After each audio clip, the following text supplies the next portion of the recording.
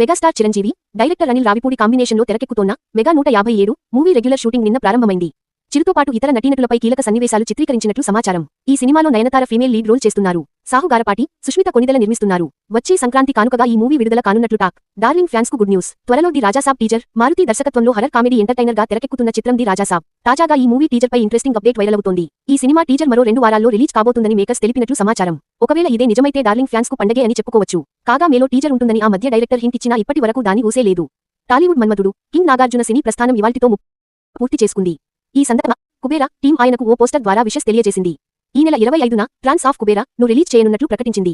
శేఖర్ కమ్ముల దర్శకత్వంలో నాగార్జున, తమిళ హీరో ధనుష్, రష్మిక ప్రధాన పాత్రల్లో నటిస్తున్న కుబేరా మూవీ జూన్ 20న థియేటర్లలోకి రానుంది. తమిళ చిత్రం టూరిస్ట్ ఫ్యామిలీ కలెక్షన్లలో అదగొడుతోంది. ఈ సినిమా ప్రపంచ వ్యాప్తంగా రూ.75 కోట్లకు పైగా గ్రాస్ వసూలు చేసినట్లు నిర్మాణ సంస్థ ట్వీట్ చేసింది.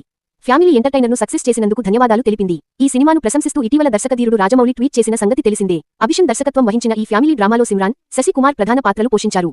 పాన్ ఇండియా స్టార్ ప్రభాస్ హీరోగా సందీప్ రెడ్డి వంగా తెరకెక్కించనున్న స్పిరిట్ లో హీరోయిన్గా కన్నడ బ్యూటీ రుక్మిణి వసంత్ను ఫిక్స్ చేసినట్లు తెలుస్తోంది. బాలీవుడ్ స్టార్ హీరోయిన్ దీపికా వైదొలిగారని వార్తలు వచ్చిన విషయానికి తెలిసిందే. ఈ క్రమంలో ఆమె స్థానంలో రుక్మిణిని తీసుకున్నట్లు సినీ వర్గాలు తెలిపాయి. దీనిపై అధికారిక ప్రకటన రావాల్సి ఉంది. కాగా త్వరలో ఈ చిత్ర షూటింగ్ మొదలు కానుంది.